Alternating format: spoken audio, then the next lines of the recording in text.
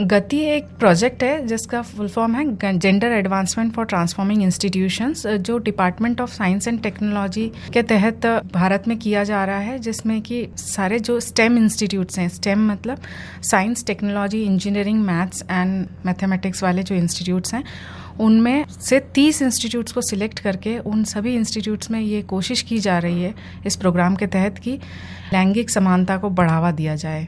इस कार्यक्रम की आवश्यकता और प्रासंगिकता की बात करें तो आपको क्या लगता है कि इस कार्यक्रम की कितनी ज़रूरत है वर्तमान में?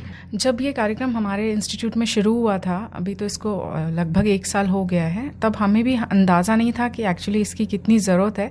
बट अब जब हम खुद एनालाइज कर रहे हैं और देख रहे हैं कि हमारे इंस्टीट्यूट में भी हायर लेवल पे लैंगिक असमानता है काफ़ी, तो उस चीज़ के लिए और फीमेल्स एम्प्लॉयज़ हैं, उनकी सुविधाओं को बढ़ाने के लिए इसमें काफ़ी सारे प्रयास किए जा रहे हैं। तो इसमें कौन कौन से एक्टिविटीज़ के माध्यम से ये सामने लाया जा रहा है कि लैंगिक समानता बहुत ज़रूरी है, वर्तमान में स्त्री और पुरुष दोनों को कार्यस्थल पर मौका दिया जा रहा है?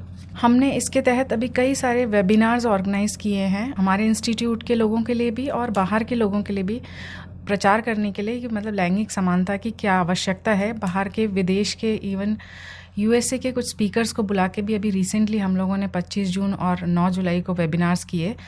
पाया कि ऐसा नहीं है कि अकेले भारत देश में ही ये प्रॉब्लम है, ये हर देश में ये इश्यूज़ हैं लैंगिक असमानता के, क्योंकि शायद फीमेल्स को अपनी पारिवारिक जिम्मेदारियां भी निभानी पड़ती हैं वर्क प्लेस के काम के साथ, तो इसीलिए शायद वो कहीं ना कहीं पिछड़ती हैं। तो उनको वो सारी सुविधाएं दी जाए जिससे कि वो और आगे आके अपना काम अच्छे से कर सकें।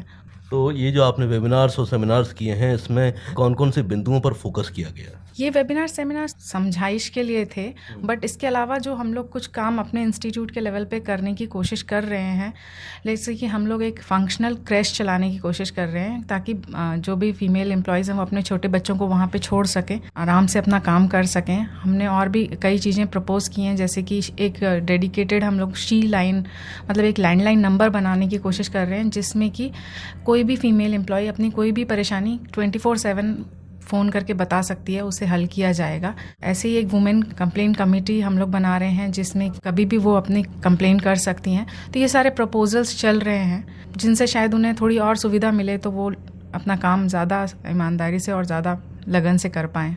एक सवाल और मैं पूछना चाहता हूं कि इस गति कार्यक्रम को बेहतर तरीके से इम्प्लीमेंट करने के लिए आपने कैसा अमला तैयार किया है जो इस काम को बखूबी पूरा करेगा? जब प्रोजेक्ट स्टार्ट हुआ था तो department of science and technology ने ही हमसे कहा गया था कि आप एक टीम बना लें। इतना बड़े इंस्टीट्यूट में 2-3 लोगों के उसकी बस का नहीं है, तो हम लोगों ने एक पूरी टीम बनाई है जिसको कि GSAT टीम बोलते हैं, गति सेल्फ असेसमेंट टीम, जिसमें कि हमने हर डिपार्टमेंट से कोशिश की है कि एक एक इंसान को हम इंक्लूड करें उसमें, एक एक पर्सन को।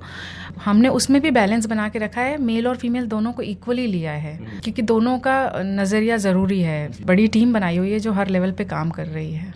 प्रीति जी, हम जानना चाहते हैं कि इस प्रोग्राम के परिणाम आप क्या देख रही हैं, क्योंकि तकरीबन 1 साल से ये एम्स में गति कार्यक्रम संचालित है और भी देश के कई हिस्सों में ये संचालित है।